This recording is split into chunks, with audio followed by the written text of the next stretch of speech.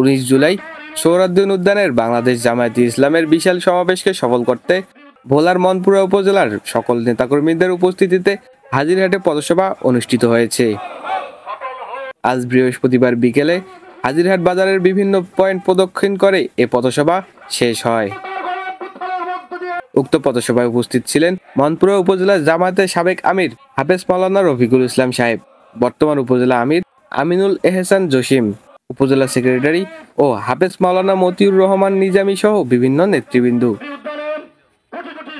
সকলকে ঐক্যবদ্ধ হয়ে ইসলাম প্রতিষ্ঠার লক্ষ্যে এগিয়ে আসার ও 19 জুলাই সোহরাওয়ার্দী উদ্যানে সকলকে উপস্থিত থাকার বিশেষ আহ্বান জানান বক্তারা।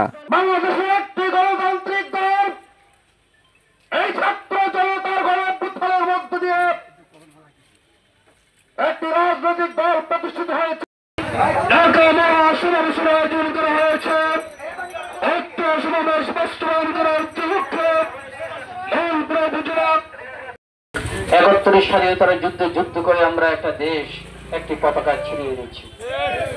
আমরা দীর্ঘ স্বৈরাচারের কবল থেকে মুক্তি হয়ে আবু হোসেন আকাশ, নিউজ চ্যানেল 24, নিউজ ডেস্ক।